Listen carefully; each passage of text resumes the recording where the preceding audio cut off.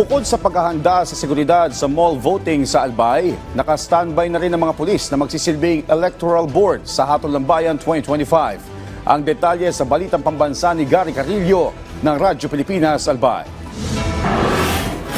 Upang matiyak ang maayos at ligtas na Hatol ng Bayan 2025 sa lalawigan ng Albay, 42 tauhan ng Philippine National Police ang itinilagang backup o reserba para maging electoral board. Ayon sa Commission on Elections sa COMELEC, ang hakbang na ito ay bahagi ng kanilang paghahanda upang agad na matugunan ang anumang kakulangan sa bilang ng guro na magsisilbing electoral board sa mismong araw ng halalan. Sakasakaling during election day, may maghaling picture kung ano man ang karason na may peace and order na issue, they can always report in 42 PNP or ini po, pwede pan magamit kang BARM. Samantala, tiniyak naman ng Police Regional Office 5 ang kahandaan ng mga mall para sa isasagawang mall voting sa Legazpi City, Albay. Aking tulong po ito sa ating pamahalaan dahil magiging convenient at yung